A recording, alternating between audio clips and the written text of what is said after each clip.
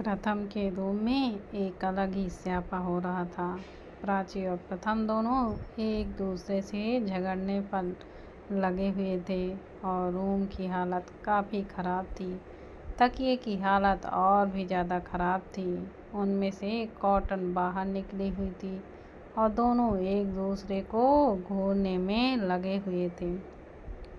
तभी प्रथम ने प्राची को देखकर कहा, प्राची अब बस बहुत हुआ, मैं बहुत ज़्यादा थक गया हूँ। अब प्लीज़ रुक जाओ और तुम सो जाओ और मुझे भी सोने दो। तो प्राची ने प्रथम को देखते हुए कहा, क्यों, क्या हो गया, तुम इतनी जल्दी थक गए हो? मुझे तो लगा था कि तुम सारी रात मुझसे झगड़ सकते हो। तो प्रथम ने प्राची को देखकर कहा, मैं लड़ रहा हूँ या तुम लड़ रही हो यार? ऐसा भी मैंने क्या कर दिया? हम यहाँ अपने हनीमून पर आए हैं, वो एंजॉय करने की जगह हम यहाँ पर लड़ रहे हैं। तो प्राची ने प्रथम को देखते हुए कहा, ये बात तो तुम्हें समझनी चाहिए ना, तुम यहाँ हनीमून पर आए हो या ऑफिस के काम के लिए?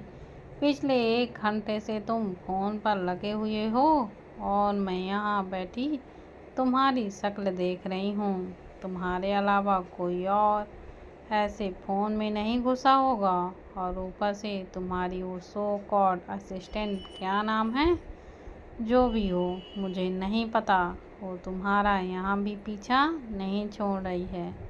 तुम उसे ही हनीमून पर लेकर आ जाते, मुझे क्यों लेकर आए हो? प्राची की बात सुनकर प्रथम ने उसके पास आकर कहा, आई एम सॉरी बेबी, लेकिन ज़रूरी काम था। लेकिन आज के बाद मैं अपना फ़ोन भी नहीं देखूँगा। प्लीज़ आज के लिए मुझे माफ़ कर दो। तो प्राची ने प्रथम को देखकर कहा, अगर तुमने आज के बाद अपने फ़ोन को देखा तो मैं तुम्हारे फ़ोन के टुकड़े टुकड़े कर दूँगी और तुम्हारी उस असिस्टेंट की जान भी ले लूँगी। तो प्रथम ने प्राची के पास आकर उसके गाल को सहलाते हुए कहा, अच्छा, आई एम प्रॉमिस, आज के बाद ऐसा कुछ नहीं होगा। अब चलो हम इंजॉय करते हैं, पूरी रात ऐसे लड़कर नहीं निकालनी मुझे। तो प्राची ने बेड की तरफ इशारा करते हुए कहा, हम इस हालत में सोएंगे? बेड की हालत देखी है, क्या हो रखी है? तो प्रथम ने बालकनी की तरफ इशारा करते हुए कहा, हम वहाँ सोएंगे। और फिर प्रथम बालकनी में बिस्तर लगाता है और प्राची को लेकर बालकनी में चला जाता है। प्राची और प्रथम जाकर लेट जाते हैं तो प्राची अपनी आँखों को बंद कर लेती है। प्राची को देखकर प्रथम ने कहा, तुम सो रही हो? तो प्राची ने आंखें बंद किए हुए कहा, क्यों, मुझे नहीं सोना चाहिए? तुम भी सो जाओ, वैसे भी आज मैं बहुत ज़्यादा थक गई हूँ। प्राची की बात सुनकर प्रथम ने कुछ नहीं कहा। वो चुपचाप दूसरी तरफ करवट लेकर अपनी आंखों को बंद कर लेता है। प्रथम के ऐसे करने पर प्राची अपनी आंखें खोलकर देखती है तो उसके होंठों पर हल्की सी मुस्कुराहट आ जाती है। फिर प्राची बैठकर प्रथम को अपनी तरफ घुमाती है तो प्राची को देखकर प्रथम ने कहा, क्या हुआ, अब सोना नहीं है? तो प्राची ने प्रथम की आंखों में देखते हुए कहा, अब मेरा मूड चेंज हो गया है, अब मुझे तुम्हारे साथ कुछ करना है। तो प्रथम ने प्राची को देखकर कहा, लेकिन अब मेरा मूड नहीं है। तो प्राची ने प्रथम की आंखों में देखते हुए कहा, रियली, कोई बात नहीं, चलो मैं तुम्हारा मूड बना देती हूँ। और यूं ही रात भर दोनों एक दूसरे के प्यार करते रहते हैं। अगली सुबह जब प्रथम की नींद खुलती है तो उसकी नज़र प्राची के चेहरे पर जाती है, जो उसकी ही चेस्ट पर सिर रखकर आराम से सो रही थी। प्राची के चेहरे को देखकर प्रथम के फेस पर एक स्माइल आ जाती है। कल रात प्रथम ने प्राची को काफ़ी परेशान किया था और अभी उसने प्राची को जगाना ठीक नहीं समझा, तो इसी तरह प्राची को उठाकर रूम में ले जाता है और उसे काउच पर अच्छे से लिटा देता है और खुद वॉशरूम में चला जाता है। थोड़ी देर बाद प्रथम बाहर आता है तो देखता है प्राची भी उठ चुकी थी। इस वक्त प्राची ने प्रथम की शर्ट को पहन रखा था। प्राची अपनी आंखें मलते हुए प्रथम को ही देख रही थी, जो अभी शावर लेकर आया हुआ था। प्रथम को ऐसे देखकर प्राची की नज़रें उस पर ही थम जाती हैं। वहीं प्रथम मिरर में से प्राची को ही देख रहा था। प्रथम मिरर के सामने खड़े होकर अपने बाल सुखा रहा था। वहीं प्राची तो एकटक प्रथम को ही देखने में ही खोई थी। तभी प्रथम अपने कदम प्राची की तरफ बढ़ा देता है और उसके पास आकर बैठ जाता है। तभी प्रथम एकदम से प्राची के होठों को अपने होठों में भर लेता है और फिर किस करने लगता है। प्रथम के ऐसे करने पर प्राची होश में आती है और प्रथम को खुद से दूर करने लगती है, लेकिन प्रथम प्राची को छोड़ता नहीं है। जब प्रथम पूरी तरह से सेटिस्फाइड हो जाता है, तब जाकर वह प्राची को छोड़ता है। प्रथम के छोड़ते ही प्राची लंबी लंबी सांसें लेने लगती है। फिर प्राची ने खुद को नॉर्मल करने के बाद प्रथम को घूरते हुए कहा, तुम किसी दिन मेरी जान ही निकाल लोगे, ऐसा कौन किस करता है। तो प्रथम ने प्राची के बालों को उसके कान के पीछे करते हुए कहा, तुम मुझे ऐसे लास्ट भरी नज़रों से देख ही रही थी तो मैं खुद को ज़्यादा देर तक कंट्रोल नहीं कर पाया। और डोंट वरी, जब तुम्हारी सांसें उखड़ेंगी तब मैं तुम्हें अपनी सांसें दे दिया करूँगा, लेकिन मैं इस तरह किस करूँगा। प्रथम की बात पर प्राची उसे घूरती है। तभी प्रथम ने उठते हुए कहा, अब जाओ, तुम भी रेडी हो जाओ, फिर हम ब्रेकफास्ट के लिए चलते हैं। तो प्राची अपना सिर हिलाकर वॉशरूम की तरफ चली जाती है। थोड़ी देर बाद कोई प्रथम के रूम के बाहर नॉक करता है, तो प्रथम जाकर दरवाज़ा खोलता है। प्रथम के दरवाज़ा खोलते ही आदि सीधा अंदर घुसा चला आता है। आदि अंदर आकर कुछ कहने के लिए मुंह खोलता है, तो उसका मुंह खुला का ही खुला रह जाता है। रूम की हालत देखकर आदि की आंखें फटी की फटी रह जाती हैं। तभी आदि ने प्रथम को देखकर कहा, ये रूम का क्या हाल बना रखा है आपने। भाई, इतना ज़्यादा वाइड होना भी अच्छी बात नहीं है। बेचारी भाभी की क्या हालत होती होगी। आदि की बात सुनकर प्रथम ने उसे घूरते हुए कहा, जस्ट शट अप, क्या बकवास लगा रखी है, और ये रूम की हालत तुम्हारी भाभी ने की है, मैंने नहीं।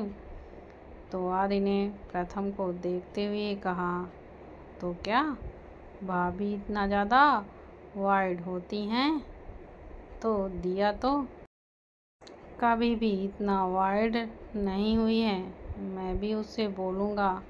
तभी प्रथम ने आदि से कहा, तो अपनी बकवास बंद कर और ये बता तू यहाँ किस लिए आया है। तो आदि ने कहा, हाँ, मैं आपको नाश्ते के लिए बुलाने आया था, सब आपका ही वेट कर रहे थे, फिर हमें घूमने भी तो जाना है। आदि की बात सुनकर प्रथम ने कहा, तो चल मैं आता हूँ। प्रथम की बात सुनकर आदि वहाँ से चला जाता है। थोड़ी देर बाद सब नाश्ता करके घूमने के लिए निकल जाते हैं। वो लोग बीच में आए हुए थे। रुचि आराम से वहीं पानी में ही खेल रही थी। सब अपने अपने में ही बिजी थे। वहीं रोद प्रथम को रुचि का ख्याल रखने का बोलकर वहाँ से थोड़ी दूर जाकर कॉल पर बात करने लगता है। लगभग 20 मिनट बाद रुद्र कॉल पर बात करके वापस आता है। रुद्र आकर उस तरफ देखता है जहाँ रुचि पानी में खेल रही थी। रुचि अब वो वहाँ पर नहीं थी। ये देखकर रुद्र की आंखें छोटी हो जाती हैं। रुद्र अपनी नज़रें चारों तरफ घुमाता है तो वहाँ पर कोई नहीं था। तभी वो वहाँ से थोड़ी दूर जाता है तो उसे कुछ दूरी पर सब दिखाई देते हैं। तो जल्दी से अपने कदम उसी तरफ बढ़ा देता है। रुद्र वहाँ आकर देखता है तो रुचि वहाँ नहीं थी। तभी रुद्र ने प्रथम को देखकर कहा, रुचि कहाँ है प्रथम? रुद्र की आवाज़ सुनकर प्रथम ने अपने चारों तरफ देखते हुए कहा, अभी तो हमारे साथ ही थी। कहाँ चली गई? रुचि को न देखकर सबके चेहरे पर घबराहट आ जाती है। वहीं रुद्र की आंखें गुस्से में लाल हो जाती हैं और वो जल्दी से वहाँ से आगे बढ़ जाता है। बाकी लोग भी रुचि को ढूंढने में लगते हैं। तभी रुद्र अपने फ़ोन में देखता है तो उसे एक लोकेशन शो हो रही थी। वो लोकेशन वहाँ से ज़्यादा दूर नहीं थी। रुद्र जल्दी से अपने कदम उसी तरफ बढ़ा देता है। रुद्र के फेस पर रुचि को लेकर डर साफ दिखाई दे रहा था। एक बार वो उसे खोते खोते बचा है, लेकिन अब वो रुचि को लेकर कोई रिस्क नहीं ले सकता था।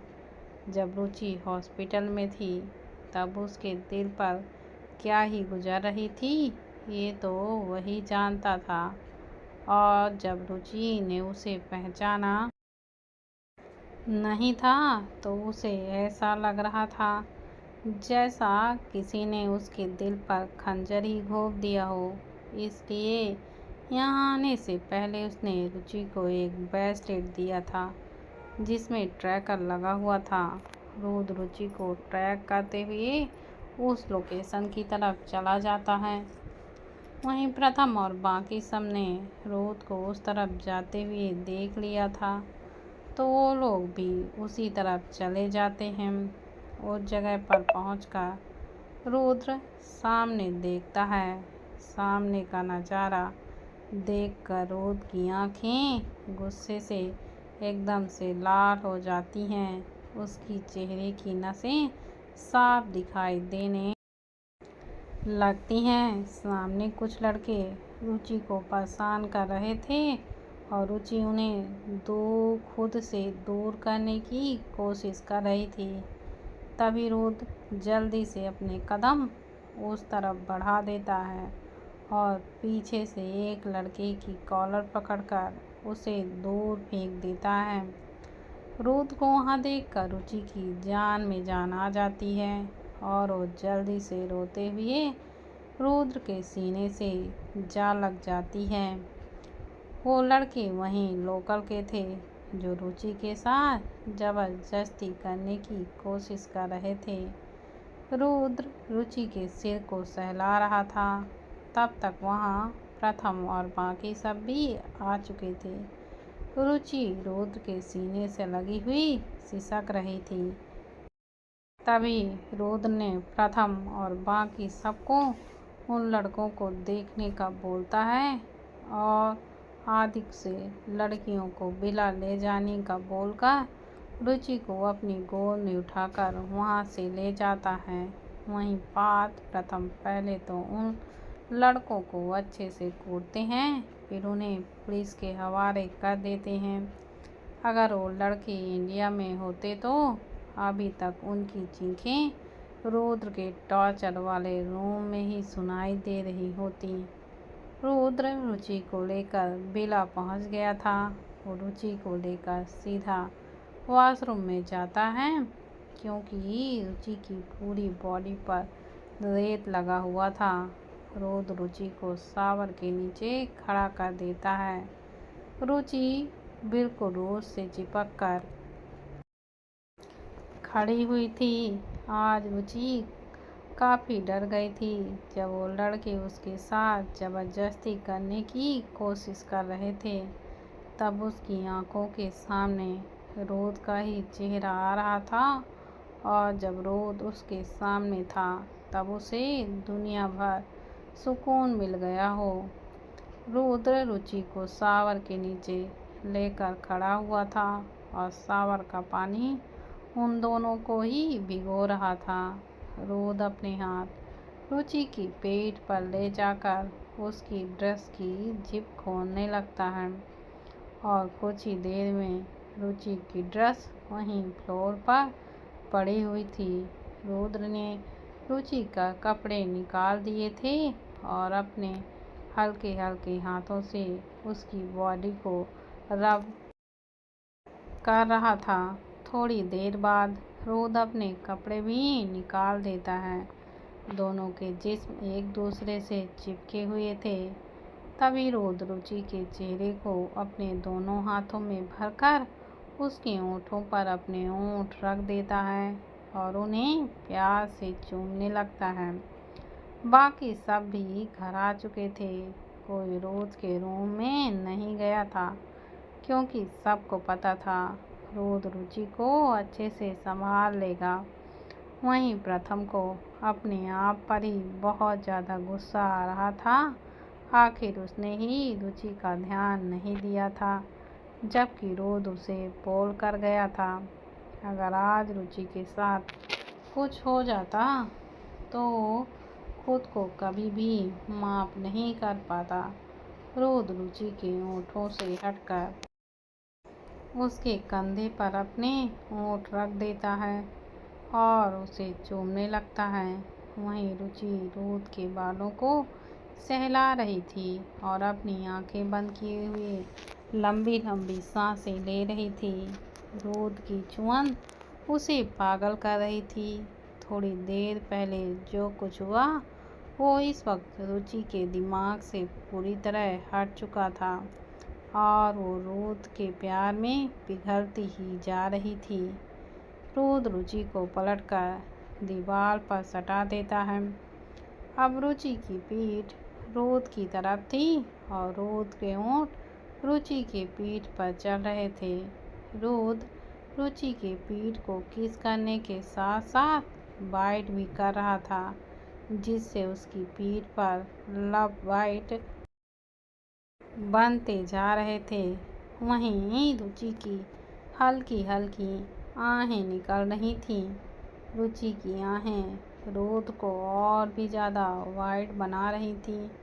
रुद्र शावर बंद करके रुचि को अपनी गोद में उठाकर शावर से बाहर रूम में ले जाता है और ले जाकर बेड पर लेटा देता है।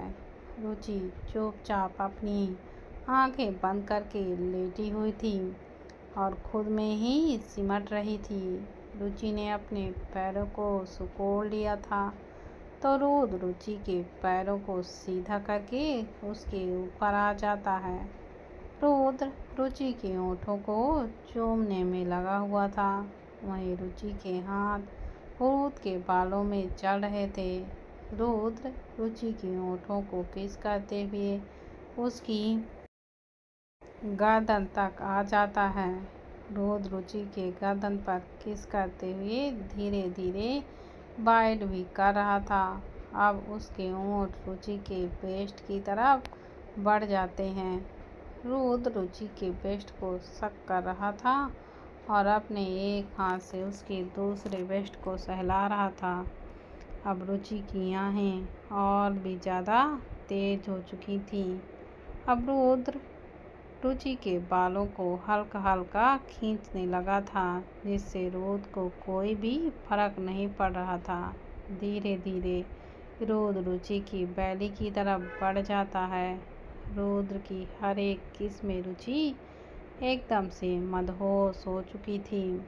रुद्र की बॉडी भी चेंज हो चुकी थी, लेकिन अभी वो आगे नहीं बढ़ना चाहता था। उसने इन सब के लिए कुछ और ही सोच रखा था। इसलिए रुद्र रुचि के ऊपर से उठकर उसकी बगल पर लेट जाता है। रुद्र के अपने ऊपर से उड़ते ही रुचि जल्दी से अपनी आंखें खोल देती है। वहीं रुद्र रुचि के बगल में लेटा लंबी लंबी सांसें ले रहा था। वहीं रुचि भी अपनी सांसों को नॉर्मल करने की कोशिश में लगी हुई थी। तभी रुद्र खुद को नॉर्मल करने के बाद उठकर क्लोरोसेट रूम की तरफ चला जाता है और रुचि के लिए कपड़े लेकर आता है और रुचि को कपड़े पहनाकर खुद भी क्लोरोसेट रूम की तरफ चला जाता है। थोड़ी देर बाद रुद्र अपने कपड़े पहनकर आता है। रुद्र ने रुचि को देखकर कहा, हम नीचे चलें डिनर के लिए। तो रुचि बैठते हुए अपना सिर हाँ में हिला देती है। तो रुद्र रुचि को गोद में उठाकर नीचे की तरफ चला जाता है।